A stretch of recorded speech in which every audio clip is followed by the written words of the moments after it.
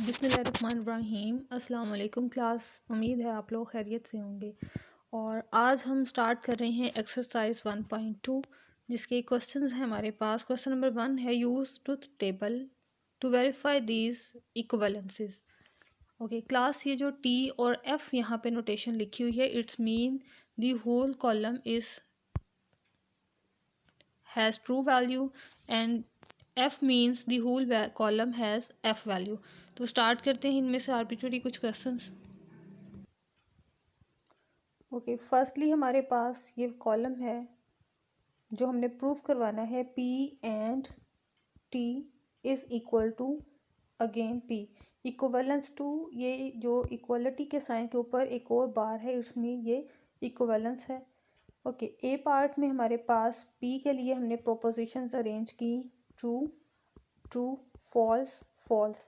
और उसके बाद जो सेकंड कॉलम हमने अरेंज करना है वो है कंप्लीट ट्रू वैल्यूज़ का। तो उसके लिए कंप्लीट ट्रू वैल्यूज़ अरेंज कर ली कॉलम 2 में। ये तमाम ट्रू वैल्यूज़ अरेंज कर ली यहाँ पे हमने। और अब इसके साथ साथ हमारे पास जो एंड की डेफिनेशन है उसको हम सॉल्व करेंगे।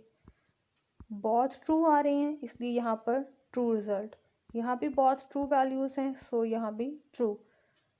First condition is false and the second is true, the result becomes false. Second condition में भी फॉल्स। तो देखें जो हमारे पास P एंड T का रिज़ल्ट बना है वो कम्प्लीटली इक्वलेंस है P से। उसके बाद हमारे पास है P और F। F कॉलम में हमने तमाम वैल्यूज़ F कंसिडर की और अब और की डेफिनेशन का यूज़ करते हुए हम इनके रिज़ल्ट्स लिखेंगे। First condition is true, second F, so result becomes true. Second भी ट्रू। और जब दोनों फॉल्स हो जाएं तो रिज़ल्ट में और कंडीशन की डेफिनेशन कहती है कि रिज़ल्ट भी फॉल्स होगा। सेम वे में यहाँ पर भी हमारे पास रिज़ल्ट फॉल्स होगा। सी पार्ट में हमारे पास है P and F is equivalence to F। तो यहाँ पर देखें P कॉलम अरेंज किया, F कॉलम अरेंज किया। अब इससे कंपेयर करवाते हुए P एंड F कॉलम को अरेंज करना है। एंड की डेफिनेशन का यूज़ करते हुए अगर फर्स्ट रिज़ल्ट ट्रू है second false then the result becomes false. यहाँ से भी फॉल्स, और अगर दोनों फॉल्स हों तब भी रिज़ल्ट हमारे पास फॉल्स आता है। सो यही हमने प्रूफ करना है। P and F is equivalence to F। Next condition है हमारे पास D में P और T is equal to T, यानी is equivalence to true result. तो इसके लिए हमने कॉलम अरेंज किया P T और की डेफिनेशन का यूज़ करते हुए हमने जब रिज़ल्ट्स बनाए तो फर्स्ट डेफिनेशन भी ट्रू, सेकंड भी ट्रू, थर्ड में भी हमारे पास ट्रू आएगा क्योंकि सेकंड में कंडीशन ट्रू है और फर्स्ट पे फॉल्स। सेम यहाँ भी ट्रू। सो ये कंप्लीट हमारे पास ट्रू कॉलम में चेंज हो गया। ई रिज़ल्ट में है P और P is equivalence to P। सिर्फ एक प्रोपोजिशन यूज़ हो रही है इसलिए ये एक प्रोपोजिशन के लिए ट्रू और फॉल्स की भी एक एक वैल्यू आएगी। अब P और P यानी इसका और का रिज़ल्ट इसी के साथ है, सो इसको T और T के साथ अरेंज करेंगे। दोनों ट्रू वैल्यूज़ से ट्रू आ गया और दोनों जब F वैल्यूज़ होंगी तो और की कंडीशन के अकॉर्डिंगली यहाँ पर F रिज़ल्ट आ जाएगा। सो ये हमारे पास वापस P में चेंज हो गया। नेक्स्ट है and condition P and P is equal to P। P का एंड रिज़ल्ट इसी P के साथ बनाना है हमने। So P and P is equal to T and F यानी F एंड F दोनों की कंडीशन से हमारे पास रिज़ल्ट आ जाएगा F। So clearly this is equal to P। Question number 2 है show that not P and P are logically equivalent। Question number 3 है use truth tables to verify the commutative law. और ये हमारे पास 2 लॉज हैं commutative के accordingly हमने prove करना है P और Q is equivalent to Q और पी, और बी पार्ट में है P and Q is equivalent to Q and P। Question number 4 है use truth tables to verify the associative laws, और ये लॉज आप लोगों ने ज़ुबानी भी याद रखनी है कि कौन सी साइड किसके इक्वल होती है। P और Q और R is equivalent to P और Q और R। चलें जी, अब स्टेप बाय स्टेप इन क्वेश्चंस का सॉल्यूशन देखते हैं। तो क्लास ये है क्वेश्चन नंबर 2 का सॉल्यूशन। सबसे पहले हमने कॉलम अरेंज किया P, उसके बाद नॉट P को अगेन जब नॉट में कन्वर्ट करेंगे तो दोबारा FT में कन्वर्ट, और ये T F में कन्वर्ट, और ये नोट करें ये वापस हमारे पास P का ही रिजल्ट बन चुका है। और question number 3 use truth tables to verify commutative laws. सबसे पहले एक कंडीशन को प्रूफ करेंगे, उसके बाद दूसरी कंडीशन को। तो सबसे पहले P कॉलम अरेंज किया और उसके बाद Q कॉलम अरेंज किया, और P और Q का रिजल्ट अरेंज किया हमने डेफिनेशन का यूज़ करते हुए। T आ जाएगा, यहाँ से भी T, ये भी T, जब बोथ F में है तो ये F आ जाएगा। इसके बाद अब हमारे पास Q और P का रिज़ल्ट है, ये भी सेम डेफिनेशन से, जब दोनों F हैं जस्ट हमारे पास तभी F रिज़ल्ट आएगा, अदरवाइज़ ये हमारे पास T वैल्यूज़ आ रही हैं। इसके बाद P एंड Q टेबल है ये, P एंड Q, और दूसरी साइड पे कॉलम है Q एंड P। सबसे पहले P एंड Q का रिज़ल्ट बनाया तो ये ट्रू, फॉल्स, फॉल्स, और ये भी फॉल्स। Q एंड P के अकॉर्डिंगली भी नोट करें, यहाँ पर ट्रू जब दोनों हैं तो ट्रू आ जाएगा रिज़ल्ट, और जब ये हमारे पास वन कंडीशन भी फॉल्स में है तो ये सारी एलिमेंट्स जो हैं ये हमारे पास फॉल्स में चेंज हो रहे हैं।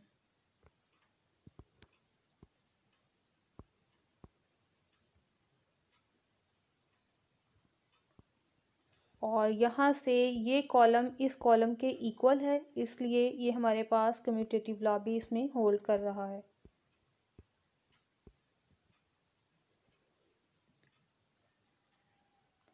Next is the question number 4 use truth table to verify associative law. इसमें हमारे पास अब 3 वैल्यूज़ आ रही हैं, इसलिए हमें यहाँ पर 3 के अकॉर्डिंगली अपने कॉलम्स को अरेंज करना होगा। P Q R, ये देखिए ट्रू वैल्यूज़ भी 3 हैं यहाँ पर, और डाउनवर्ड देखा जाए तो हमारे पास Q के लिए टोटल अब फार्मूला यूज़ करना होगा हमें। 2 has power 3 is equal to 8 का हाफ करें तो ये हमारे पास 4, सो 4 ट्रू वैल्यूज़ होनी चाहिए फर्स्ट एंट्री में, और 4 ही फॉल्स वैल्यूज़ होनी चाहिए।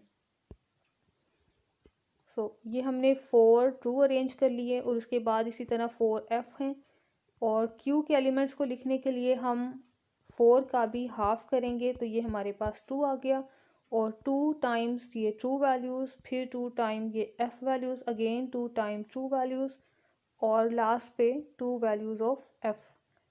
आर कंडीशन के लिए मज़ीद 2 को हम हाफ करेंगे तो हमारे पास 1 आ जाएगा, सो 1 के अकॉर्डिंगली इसको true false true false true false लिखते जाएंगे। अब हम स्टार्ट करते हैं अपना सॉल्यूशन। कैलकुलेशन में फर्स्टली लिखा P और Q, और P और Q की डेफिनेशन का यूज़ करते हुए P और Q फाइंड आउट कर लिया। इसके बाद नेक्स्ट कॉलम में P और Q, P और Q और R, यानी इन तीनों को कंबाइन कर दिया और के रिज़ल्ट के साथ। अब हम क्या करें, हम P और Q को R के साथ और रिज़ल्ट में कंबाइन कर रहे हैं। तो ये हमारे पास तमाम वैल्यूज़ ट्रू में आ जाएंगी except the last one, because last one में यहाँ अगर F है तो यहाँ पर T आ रहा है, जिसकी वजह से ये हमारे पास टी में कन्वर्ट हो जाएगा।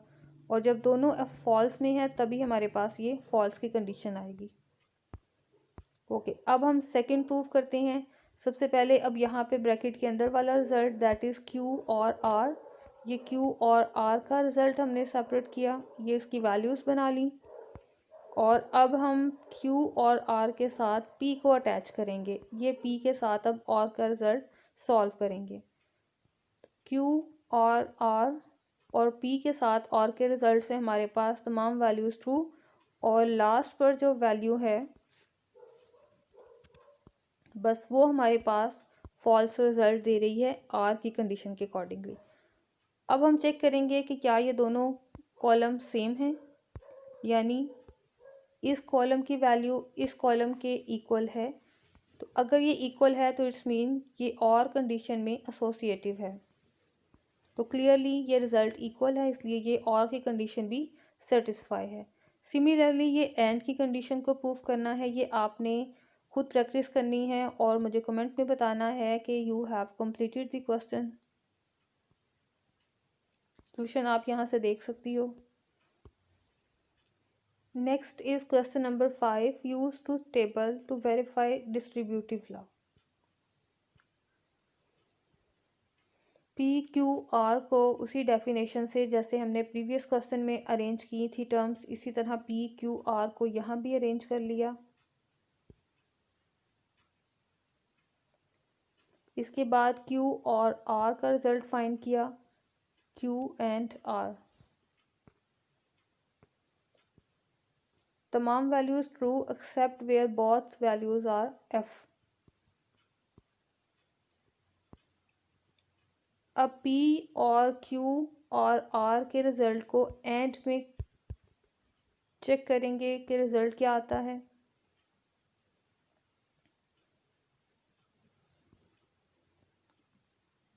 और ये हमारे पास तमाम वैल्यूज़ ट्रू में आ जाएंगी, लेकिन जब हमारे पास first value true second false है तब भी फॉल्स चेंज रिज़ल्ट आएगा। और जब हमारे पास फर्स्ट टर्म फॉल्स है और सेकंड वाली टर्म ट्रू है तब भी हमारे पास रिज़ल्ट फॉल्स में है। और इसी तरह जब बोथ रिजल्ट्स हमारे पास यहाँ पर वैल्यूज़ जो गिवन है फॉल्स में है तो रिज़ल्ट भी फॉल्स आ रहा है। ओके क्लास, अब हम दूसरी साइड को प्रूव करते हैं। P and Q find out किया,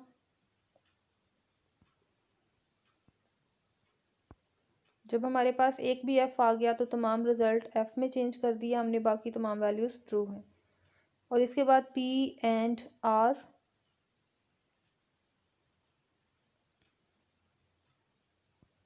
सेम इसी डेफिनेशन से P एंड R फाइंड किया। और अब इन दोनों कॉलम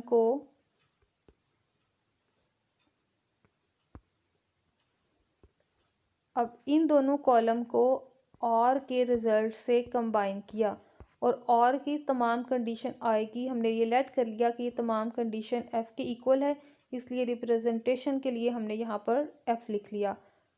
और अगर ये सारी वैल्यू आप अपने नोट्स में लिख लेंगे तो ज़्यादा बेहतर रहेगा।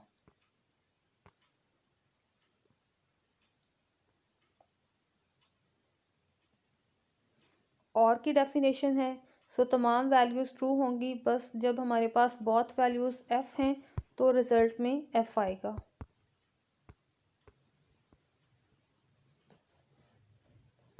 अब नोट करें, इस कॉलम का रिज़ल्ट और इस कॉलम का रिज़ल्ट सेम है, और अगर ये सेम है इट्स मीन ये डिस्ट्रीब्यूटिव लॉ होल्ड कर रही है। क्वेश्चन नंबर 6 है, use a truth table to verify the first De Morgan's law. और डी मॉर्गन्स लॉ ये आपने ज़ुबानी भी याद रखना है, not P and Q is equivalent to not P और नॉट Q। और अब इनकी दोनों साइड्स को प्रूव करना है और ये बताना है कि इनकी जो कॉलम वाइज वैल्यूज़ हैं वो सेम आ रही हैं। तो ये आपकी प्रैक्टिस के लिए मैं दे रही हूँ, आप इसको सॉल्व करना है खुद। और इसके लिए एक और सेकंड रिज़ल्ट है, वो भी आपने प्रैक्टिस करनी है, वो भी मैं आपको यहाँ पे लिख के दे रही हूँ। Not P or Q is equivalent to not P and not Q। ये जो वैल्यू मैंने आपको बताई है ये भी आपने चेक करनी है और बताना है कमेंट में कि आपके कॉलम्स सेम आ रहे हैं। क्वेश्चन नंबर 9 है, show that each of these conditional statement is tautology by using truth table. Tautology की डेफिनेशन हमारे पास ये है कि जब हमारे पास तमाम रिजल्ट्स वैल्यूज़ यानी फाइनल कॉलम में तमाम वैल्यूज़ अगर ट्रू हैं तो वो फंक्शन हमारे पास टोटोलॉजी है, वो तमाम प्रोपोजिशंस हमारे पास टोटोलॉजी होंगी। P and Q implies P, इस तमाम की हमने अरेंजमेंट बनानी है और कॉलम वाइज इसकी कंडीशन चेक करनी है कि क्या इसका रिज़ल्ट टोटोलॉजी कंडीशन के अकॉर्डिंगली है, यानी इसका रिज़ल्ट तमाम ट्रू वैल्यूज़ देता है। P, Q, P and Q ये कॉलम अरेंज कर लिए। उसके बाद लास्ट कॉलम अरेंज किया, P and Q implies P, इस डायरेक्शन में। So true value F to T, again T, F to F, T and T, तमाम वैल्यूज़ ट्रू आ गई। It's mean this statement is tautology.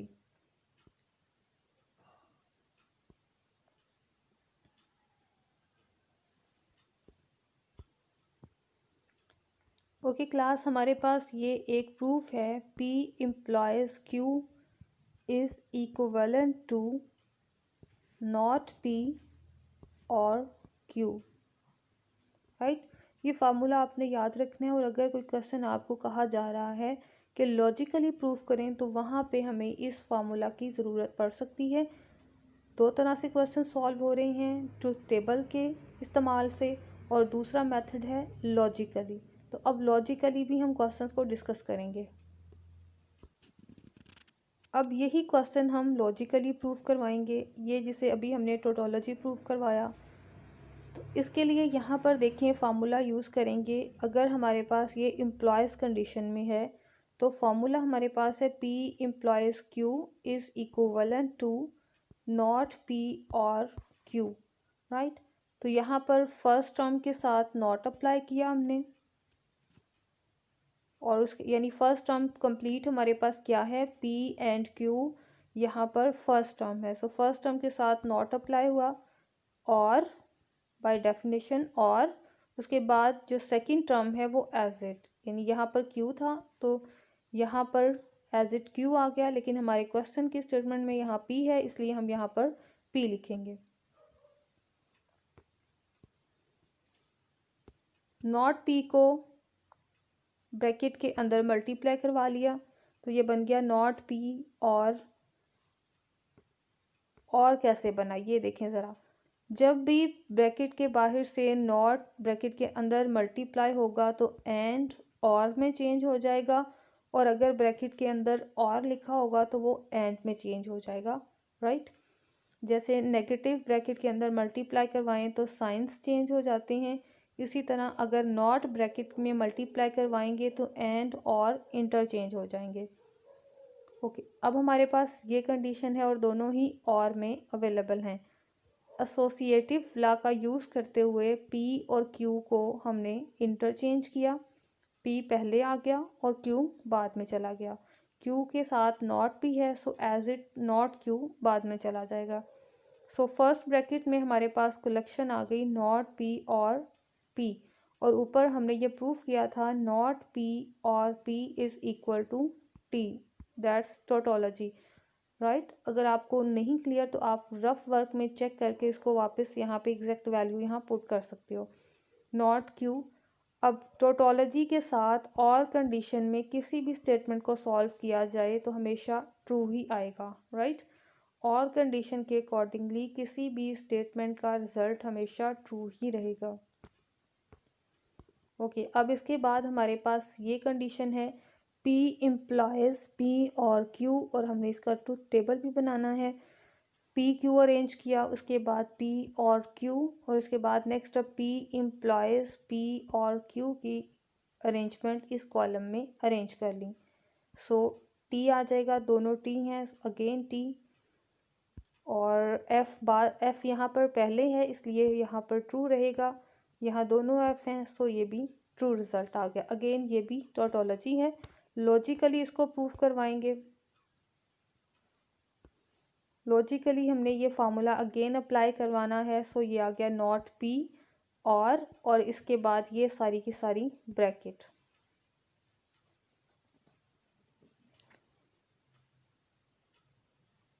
यहाँ पर देखें और कंडीशन है दोनों में, और एसोसिएटिव लॉ का यूज़ किया जा सकता है, सो इस ब्रैकेट को यहाँ से रिमूव करके फर्स्ट एलिमेंट्स के सराउंडिंग में लगा ली। नॉट पी और P is equal to true, tautology, और फिर ट्रू और क्यू ये दोनों वैल्यूज़ हमारे पास अगेन आ गई। इसका मतलब है कि ये हमारे पास अगेन टोटोलॉजी है, क्योंकि ट्रू के साथ किसी भी वैल्यूज़ को और कंडीशन में सॉल्व करें तो हमारे पास ट्रू ही आएगा। ओके क्लास, अब आप लोगों ने इस सी पार्ट को सॉल्व करना है और इसकी प्रैक्टिस करनी है, राइट, ट्रूथ टेबल के अकॉर्डिंगली भी और ये लॉजिकली भी। और कोई क्वेश्चन हो तो वो आप कमेंट में पूछ लीजिएगा। नेक्स्ट ये हमारे पास डी पार्ट है, P and Q employees Q. इसकी भी आपने प्रैक्टिस करनी है ट्रूथ टेबल के अकॉर्डिंगली भी और लॉजिकली भी।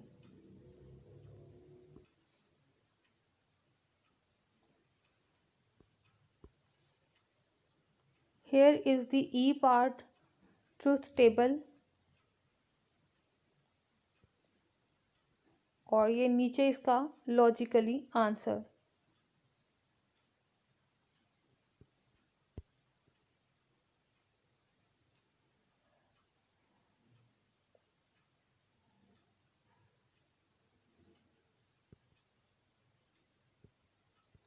F part,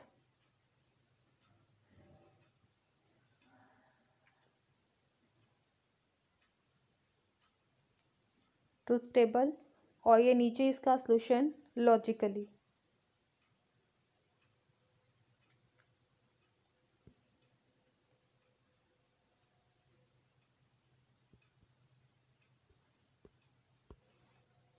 next is the question number 10।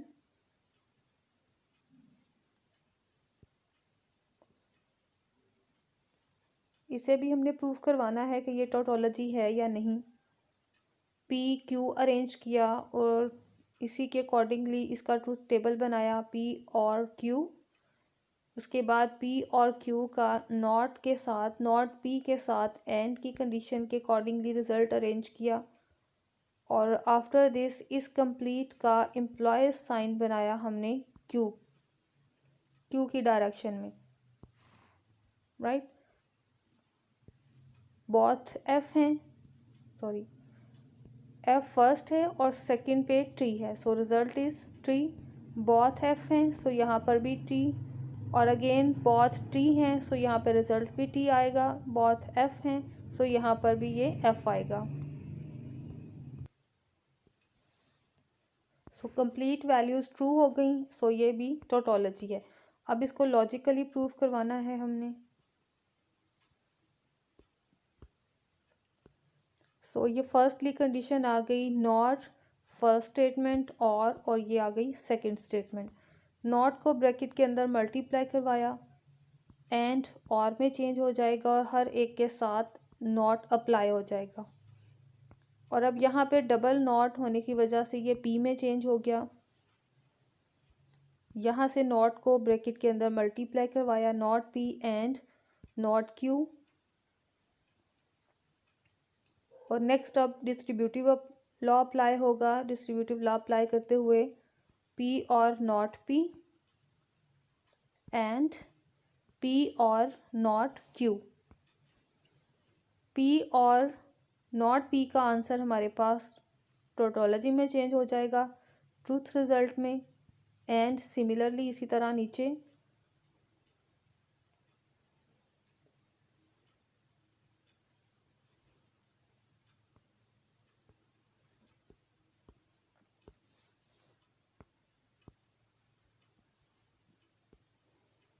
इसके बाद ये कंप्लीट रिज़ल्ट इसी तरह लिखा और एंड की कंडीशन के अकॉर्डिंगली ट्रू के साथ इसके रिज़ल्ट को चेक किया तो अगेन यही रिज़ल्ट आ गया हमारे पास।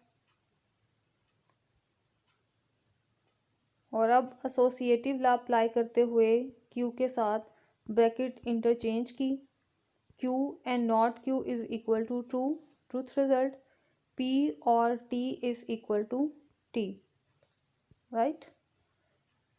ये हमने ऊपर जो फर्स्ट में हमने क्वेश्चन नंबर 1 में प्रूफ किए थे, ये हमारे पास सेम वही लॉस यहाँ पे यूज़ हो रहे हैं, पी एंड टी। तो रिज़ल्ट आ रहा है हमारे पास पी, और अगर पी और टी का रिज़ल्ट किया जाए तो रिज़ल्ट आ जाएगा टी। नेक्स्ट अब ये हमारे पास बी पार्ट है क्वेश्चन नंबर 10 का। फर्स्टली हमने ब्रैकेट्स को सॉल्व करना है, पी इम्प्लॉयज़ क्यू को सॉल्व किया, क्यू इम्प्लॉयज़ आर को सॉल्व किया और एंड कंडीशन से इनका आंसर फाइंड आउट कर लिया कॉलम वाइज। और अब ये नोट करें, ये ब्रैकेट हमारी कंप्लीट आ गई और ये नेक्स्ट अब P implies R find out करने के बाद हम इस कंप्लीट रिज़ल्ट को यहाँ फाइंड करेंगे जिसे एफ से डिनोट किया गया है। आप इस सारी स्टेटमेंट का कोई और आंसर या कोई और वैल्यू लेट करते हुए यहाँ पर उसे रिप्रेजेंट कर सकते हो ताकि कम स्पेस में उसको लिखा जा सके।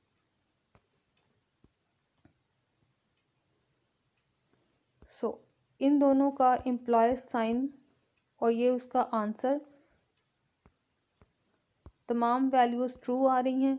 ये भी टोटोलॉजी। अब इसको लॉजिकली प्रूव करना है तो फर्स्ट के साथ हमने नॉट अप्लाई किया और ये कंप्लीट वैल्यू एज इट, और के बाद अब आ गई हमारे पास सेकंड वैल्यू।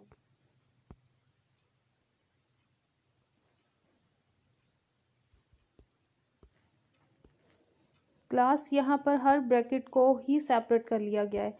यहाँ पर पी इम्प्लॉयज़ क्यू है जिसकी जगह पर हमने लिख लिया है नॉट पी और क्यू, और यहाँ पर लिखा हुआ था क्यू इम्प्लॉयज़ आर जिसे चेंज करने से आ गया नॉट क्यू और आर, और इस जगह पर लिखा हुआ था पी इम्प्लॉयज़ आर, इसकी जगह पर चेंजिंग आ गई नॉट पी और आर, राइट।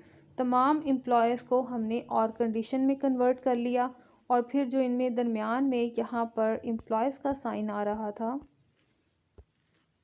इसके अकॉर्डिंगली भी हमने फार्मूला अप्लाई करते हुए नॉट दिस और दिस कर लिया।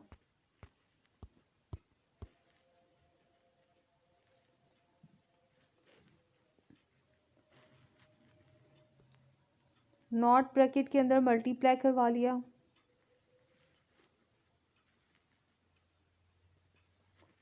एंड और में चेंज, और यहाँ ब्रैकेट के अंदर नॉट अप्लाई हो गया, बाकी कंप्लीट वैल्यू एज इट है।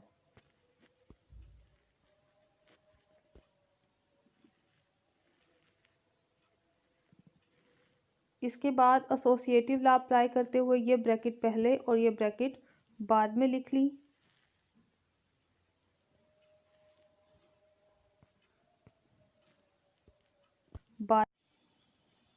ओके क्लास, लॉजिकली इस क्वेश्चन को यहाँ सॉल्व करके आप लोगों को प्रूफ करवाती हूँ।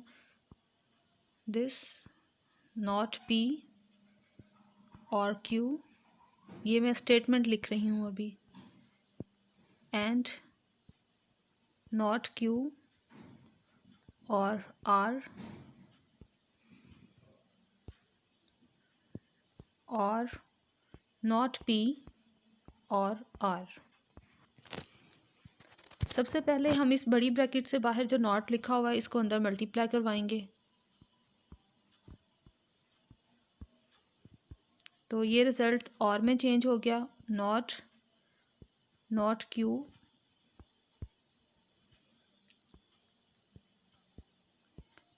क्यू और आर, और ये सारा रिज़ल्ट एज इट। अब नॉट को ब्रैकेट के अंदर मल्टीप्लाई करवा दें तो ये डबल नॉट हो जाएगा, ये एंड और ये नॉट क्यू, और यहाँ से भी double not and not are.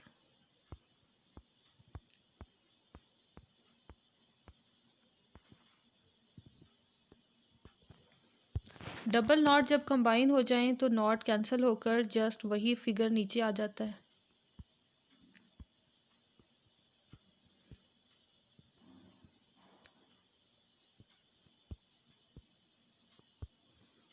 और ये हमारे पास अब टोटल 3 फैक्टर्स आ रहे हैं।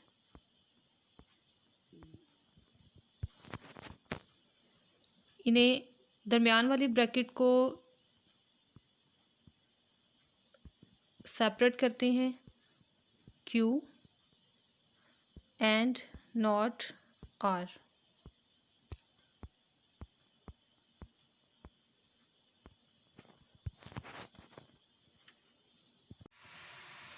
ओके क्लास, अब टर्म्स वाइज तमाम सेपरेट हो रही हैं। ब्रैकेट्स चाहे यहाँ से रिमूव कर दें, लेकिन इस पर ब्रैकेट एज़ यूजुअल रहेगी। जो बड़ी ब्रैकेट थी उसके अकॉर्डिंगली जितने भी नंबर्स थे उनमें से ब्रैकेट हमने रिमूव कर दी। जैसे ही हमने नॉट को मल्टीप्लाई करवाया, ब्रैकेट्स भी हम रिमूव कर लेंगे। अब नॉट क्यू और क्यू, इसका रिज़ल्ट टी में चेंज हो जाएगा। इन दोनों पे रूल अप्लाई कर लें।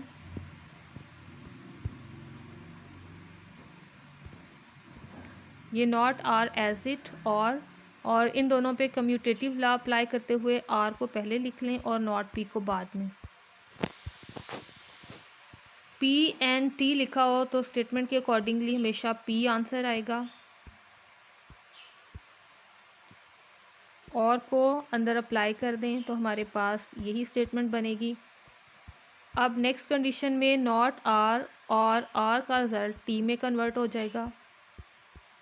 नेक्स्ट पी एंड टी का आंसर अगेन पी में आएगा और पी और नॉट पी का आंसर हमारे पास फाइनल टोटोलॉजी में चेंज हो जाएगा। सो ये हमारे पास फाइनल हमारा सॉल्यूशन है लॉजिकली।